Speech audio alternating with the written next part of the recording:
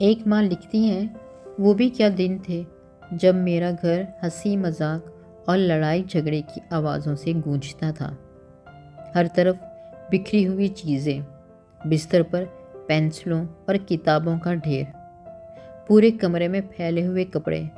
میرا پورا دن ان کے کمرہ صاف کرنے اور چیزیں سلیقے سے رکھنے اور ان کو ڈانٹنے میں گزرتا تھا۔ صبح کے وقت ایک جاگتے ہی کہتا، ماما مجھے ایک کتاب نہیں مل رہی۔ دوسرا چیختا، میرے جوتے کہاں ہیں؟ ایک منمناتا، ماما میری ہوم ورک والی ڈائری۔ اور دوسرا روندی آواز میں کہتا، ماما میں اپنا ہوم ورک کرنا بھول گیا۔ ہر کوئی اپنا اپنا رونا رو رہا ہوتا تھا اور میں چیختی کہ آپ کی چیزوں کا خیال رکھنا میری ذمہ داری نہیں۔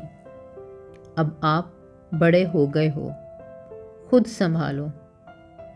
آج میں ان کے کمرے کے دروازے پہ کھڑی ہوں، بستر خالی ہیں، الماریوں میں صرف چند کپڑے ہیں، جو چیزیں باقی ہیں وہ ہیں ان کی خوشبو، اور میں ان کی خوشبو محسوس کر کر اپنے خالی دل کو بھرنے کی کوشش کرتی ہوں۔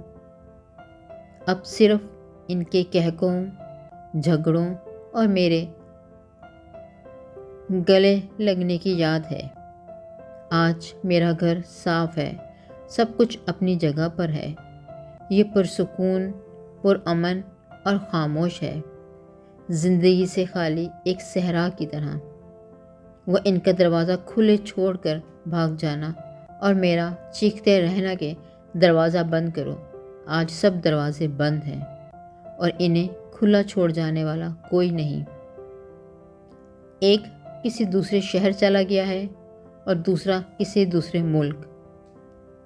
دونوں زندگی اپنا اپنا راستہ ڈھونڈ رہے ہیں۔ ہر بار وہ آتے ہیں، ہمارے ساتھ کچھ دن گزارتے ہیں۔ جاتے ہوئے جب وہ اپنا بیگ کھینچتے ہیں تو یوں لگتا ہے جیسا میرا دل بھی ساتھ کھنچ رہا ہو۔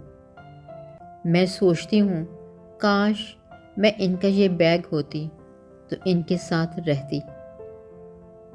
لیکن پھر میں دعا کرتی ہوں کہ وہ جہاں ہیں، جہاں رہیں، آباد رہیں۔ اگر آپ کے بچے ابھی چھوٹے ہیں تو انہیں انجوائے کریں، ان کو گدگدائیں، ان کی معصوم حیرت کو شیئر کریں اور ان کی چھوٹی چھوٹی پریشانیوں کا مداوع کریں۔ گھر گندا ہے، کمرے بکھرے ہیں اور دروازے کھلے ہیں تو رہنے دیں، یہ سب بعد میں بھی ٹھیک ہو سکتا ہے، لیکن بچوں کے ساتھ